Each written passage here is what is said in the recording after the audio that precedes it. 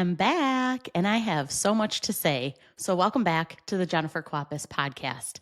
Today, we're going to talk about a topic that is very personal to me and honestly a little hard to talk about. But I know I'm not the only one to walk through this, and I think it's time we have the conversation.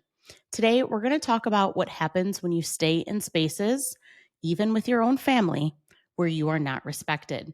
Because here's my truth: when you're not respected, it doesn't just sting.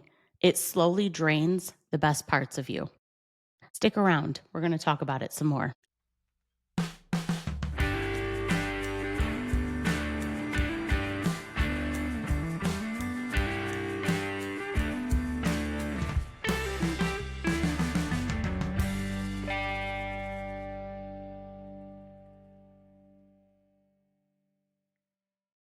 Okay, before we get too deep, I have added this section that I am lovingly calling Humor in the Chaos. And this is how I want to start kicking off the podcast, just to talk about, the crazy, messy life that I'm living. And I'm sure that you guys can laugh and share in some of these stories as well. So today's story is going to be my Karen moment, I'm going to call it. You guys, marched my ass into my city building. I had had enough.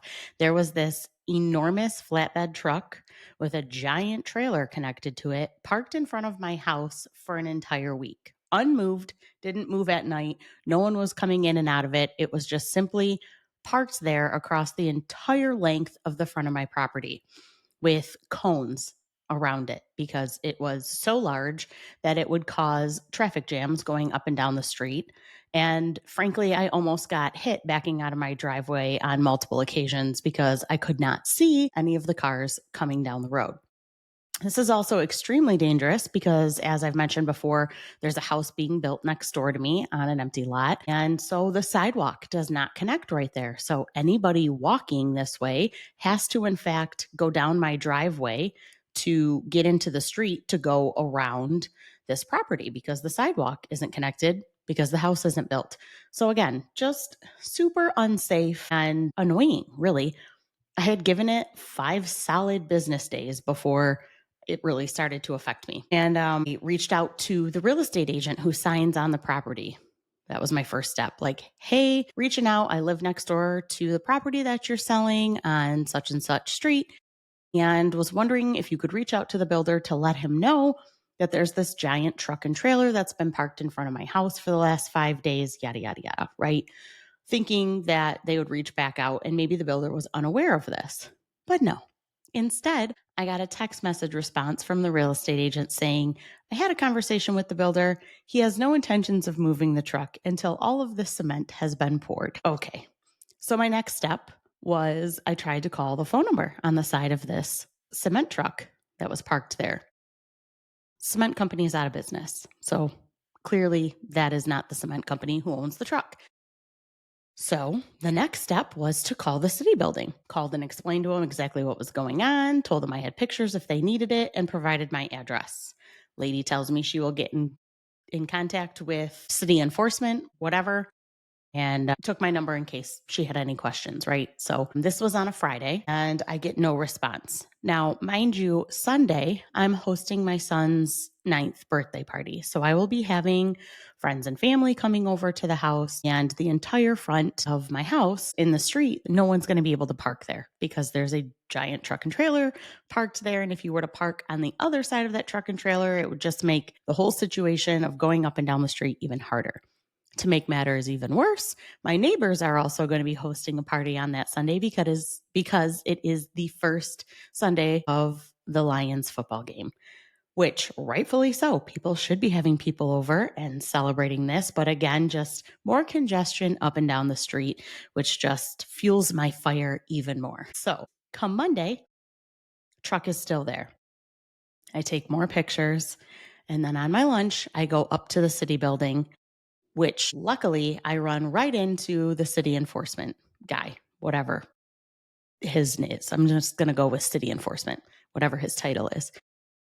And I explained to him and show pictures, and he's like, yeah, that is not allowed. That is a commercial. It should never be parked in a residential street for that period of time. Perfect.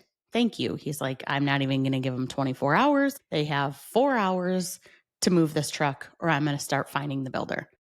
Once the builder gets fined, he can't pull any more permits until he pays these fines. I'm like, great. Thank you so much for your help. Right. So I email him the pictures so he has picture evidence. And within an hour or two, I see him pull up and he's looking at the whole situation for himself. He makes a phone call to the builder and comes and knocks on my door and lets me know that the builder will in fact be moving the truck. So yeah, just thought I would share my Karen moment with you all because this is what we have to look forward to, adulting. I'm not typically one to file complaints, but sometimes it is necessary to get the job done. So sorry, Mr. Builder. I did try to reach out to you myself before you were contacted by the city, but you didn't take me seriously. And so I pulled the Karen. Sorry, not sorry. So, moving on to the next section of this podcast, I am lovingly calling it You Are Doing Better Than You Think. Because as I listen back to my previous episodes, I noticed that I'm giving advice and providing a message, but I really don't want it to feel like I'm adding any additional weight on anybody's shoulders. I am giving these messages as just friendly reminders and things that have worked for me and sharing my experiences, but I am by no means trying to add to the already crazy schedule and tasks and things to remember that us moms are already working with. So please, I hope you know that first and foremost. And I hope that everybody knows and can hear me telling them you're doing better than you think. So this is my new section. And I'll share with you some things that have made me feel like I am failing in my week, and maybe you can relate and or have a similar story going on. So we were not even one full week into the school year, and my son had already lost 3 of his water bottles at school. Yay. You know, those like $30 water bottles, they get us to buy them and then they lose them and forget them at school. So I struggled with that. And as a punishment, after reminding him day in and day out to find the water bottles and bring all of them home, I eventually had to take his tablet away. I know, I know. What an awful mom for taking his precious tablet away. But it worked. It worked. And the very next day, he surely brought all 3 water bottles back home because priorities, right? And that is probably very, very close to the top of his list, if not the number one. So honestly, now I'm going to get into the full story because I'm pissed at myself and I gave in and I didn't follow through. And I know better. I know better. I know I'm supposed to follow through as a parent. And I ended up giving him his tablet back before he was supposed to have it back. And why, you ask? Why? Because I am human. And I too sometimes just need a moment to breathe. And in that moment, it was easier for me to give him his tablet back so that he could play with his friends, so that I in turn could soak in a hot tub with my friend and have a few moments of just some decompression time of not being a wife, a mother, an employee, all the things, right? So mom fail. I'm human too, and I make mistakes, and I don't always practice what I preach. So, hence the title of this section of You're Doing Better Than You Think. Because you know what? If you're listening to this and if you care about things and you reflect on things that you feel like you didn't do well, then hell, you are absolutely doing better than you think. You are doing better than the majority of people who aren't concerned about things they've done right or wrong. So I am right there with you, mamas. I didn't follow through, but you know what? I'm human, and hopefully next time I can be a little bit stronger. Okay, so my current struggle right now, and the story I'm about to share with you is this, guys. If you know me at all, and if you don't, I will be very forthcoming in telling you that I always have adored my family. Like many of you, family has been everything to me. But recently, I found myself facing something I never thought I'd experience with people that I loved most. In a nutshell, decisions were made that directly impacted me and my kids, big decisions, and no one thought it was important enough to even talk to me about them first. It wasn't like these choices were in their best interest because they were protecting themselves from harm. No, Their decisions posed no threat to them, but had huge consequences for me. And still, not one person had the decency to come to me and say, hey, this will affect you. Let's talk. Okay. When I reacted, when I expressed how deeply hurt I was, when I set boundaries, suddenly I became the problem. I was labeled the one withdrawing from the family, but here's the harsh truth.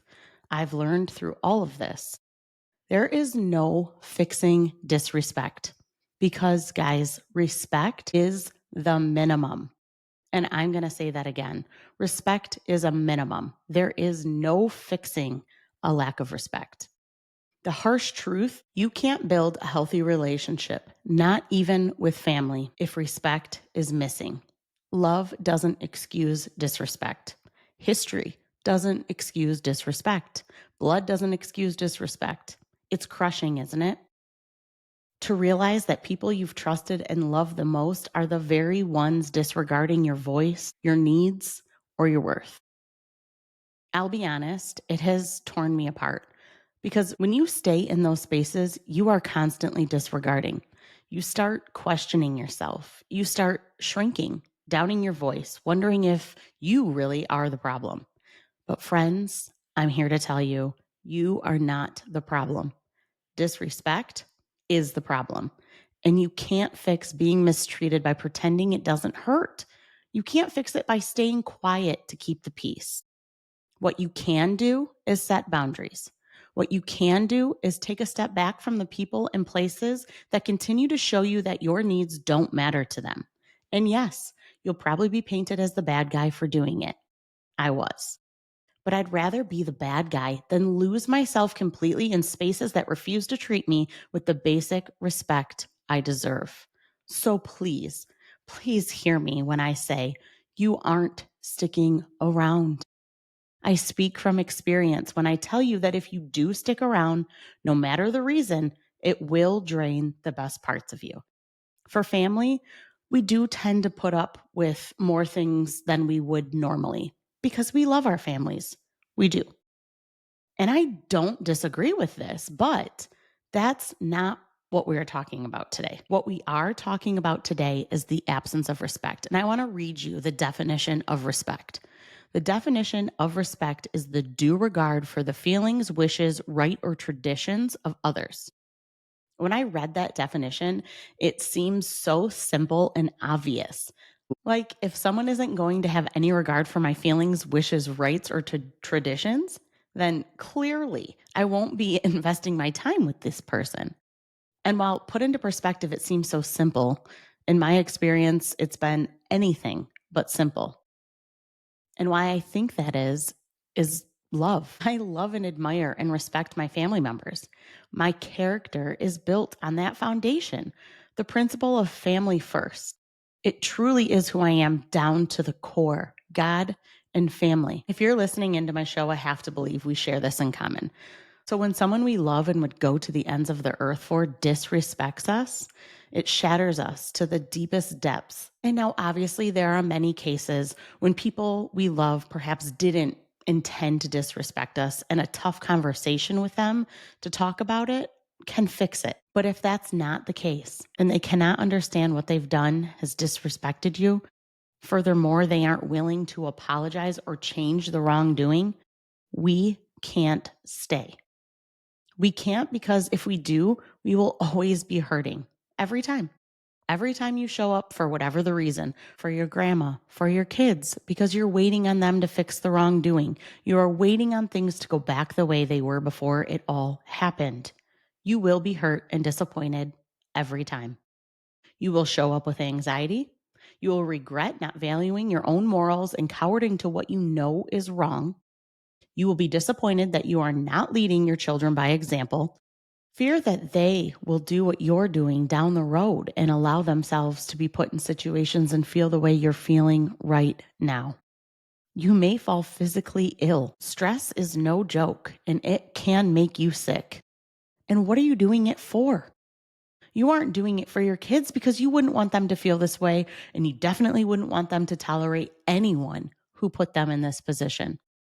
You might be doing it for grandma or someone else in your family to avoid causing them upset. But I'm sorry.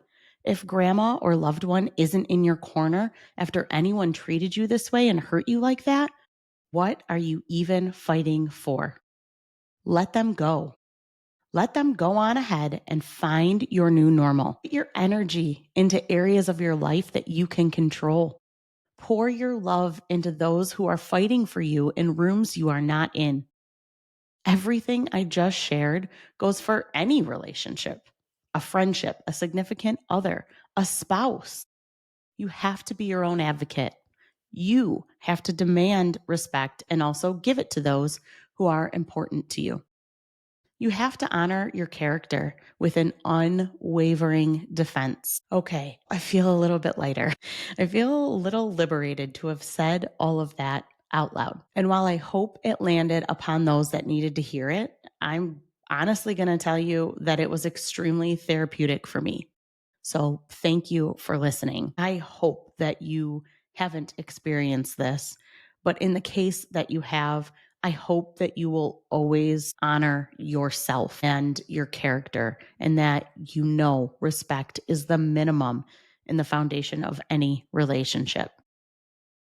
All right. So let's pick up the mood a little bit now that I've delivered that heavy message. And I want to move into a section I'm calling gratitude. You guys all know how I feel about practicing gratitude. And so I want to practice my gratitude with you. And a couple things I have on my short list right now are golf and girlfriends. Because let me tell you that both have saved my sanity between golf outings, date night golfing, random afternoons of twilight rounds with my friends. It just allows me to tune it all out and focus on my shitty golf game. I truly mean that. I am not good by any means. Now, I did just start this year. I think I've shared that with you guys before, but truly, it just allows my brain to turn off and to focus on the fun of the game or the frustration of the game, the fun of the friends that you're sharing it with, and just turning on your jams on the golf cart with a drink in your hand and riding around a beautifully manicured golf course is so good. So good. So I encourage all of you to get a set of clubs and get your asses out there because it may save your sanity too. To move forward and end this podcast today, I just want to tell you that if you're listening and you've had family, friends, coworkers, whoever disregard you, disrespect you, and then blame you when you stand up for yourself, I want you to know you're not alone. I want you to remember this. You cannot fix disrespect. Respect is the baseline, the minimum. And if people you love choose to not give it, then you have every right to step away and protect the best parts of yourself. That's the truth for today, friends. I know it was heavy, but it was necessary. And I'm so glad I got it off my chest and was able to share it with you. If this episode hit home for you, please share it with someone who might need this reminder. Please don't forget to subscribe. You never want to miss one of these awesome pep talks with me, your girl, Jen. And until next time, hold on to your worth, protect your peace, and never forget respect is the minimum. You're doing better than you think. I'm your host, Jennifer Kwapis, and we'll see you next time.